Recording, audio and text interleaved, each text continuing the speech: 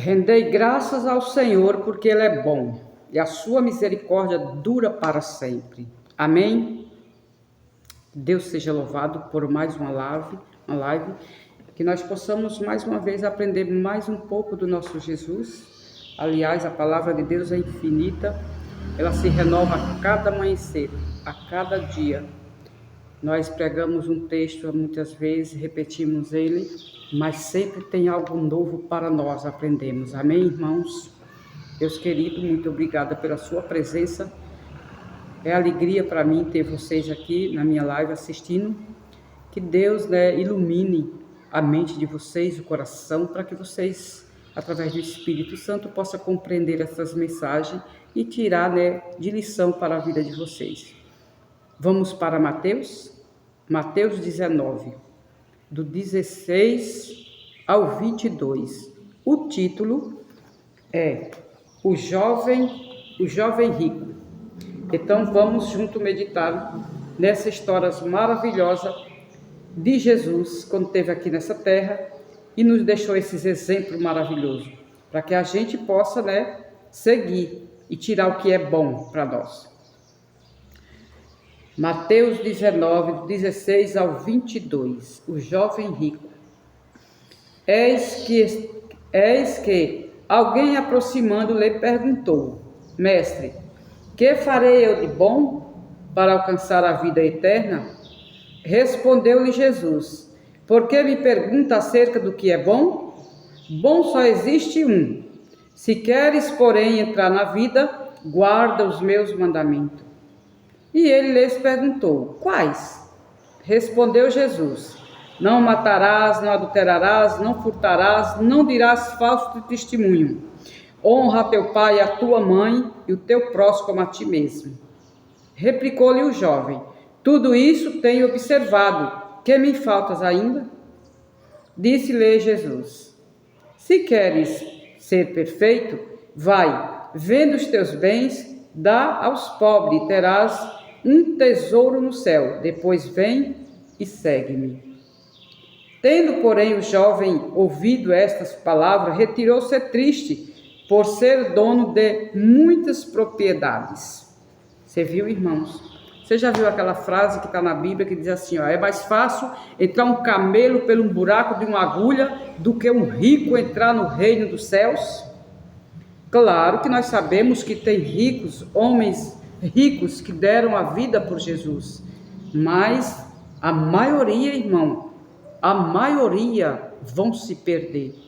A Bíblia diz que esse rapaz era um jovem, não relata a idade dele, mas ele não era velho, não era um coroa, era um jovem, um rapaz novo. E a Bíblia diz que esse rapaz, ele se aproximou de Jesus, com boa atenção. Ele chegou, ele quis realmente, conhecer Jesus, e ele então vai com essa pergunta para Jesus, perguntando a Jesus: Jesus, o que devo fazer para herdar o reino dos céus? E Jesus então ordenou a ele, falou para ele: guarda os meus mandamentos. Olha, e esse jovem, ele olha para Jesus, irmãos, e ele diz assim: quais? E Jesus então relata, não matarás, não roubarás, não dirás falso testemunho contra o teu próximo, honra teu pai e a tua mãe. E ele olhou para Jesus, irmão, e ele falou assim: Senhor, esses mandamentos aí eu já guardo desde a infância, desde pequenininho. O que vocês acham, irmãos? Era verdade? Vocês já acham que se o jovem rico guardava os mandamentos de Deus, vocês acham que Jesus ia pedir para ele guardar os mandamentos? Claro que não, irmãos? Jesus jamais ia fazer essa pergunta para ele. E se Jesus pediu para que ele guardasse os mandamentos, e ainda ele replica para Jesus quais, e depois ele vem dizer que, Senhor, desde a infância, mas não era verdade. Porque quando Jesus fala conosco, irmão, e se ele mandou o recado, e se ele mandou o sermão, se você vai para a igreja ouvir a palavra de Deus, e lá o irmão ou a irmã que está pregando, ou o pastor, seja lá quem for, dá uma mensagem da Bíblia, e você viu ali, Deus falou com você, você não pode duvidar ou achar, Senhor, mas eu já faço. Deus está vendo você, Deus conhece seu coração, assim como conhece o meu, e Deus sabe, irmãos, que não estava guardando os mandamentos. Por isso que ele mais uma vez falou com aquele jovem. Mas a palavra de Deus diz que aquele jovem, ele falou para Jesus que já guardava, já guardava esses mandamentos. Então o que Jesus fala para ele, irmão? Jesus conhecia ele, sabia que ele era um homem, rico, que tinha muitas riquezas, e também Jesus conhecia o coração dele, sabia que ele tinha um coração endurecido, feito uma pedra, que não era capaz de dar um pão para um pobre comer. Então Jesus vai agora na segunda e diz assim: vende tudo que tens, dás aos pobres, terás um tesouro no céu. Vocês acham mesmo que Jesus queria que ele vendesse tudo, ficasse sem nada, pobre? O que vocês acham? Não foi com esse pensamento, irmãos, que Jesus quis falar isso para ele. Porque Jesus não pede tudo de nós. Lembra quando nós vamos lá para os dízimos e as ofertas?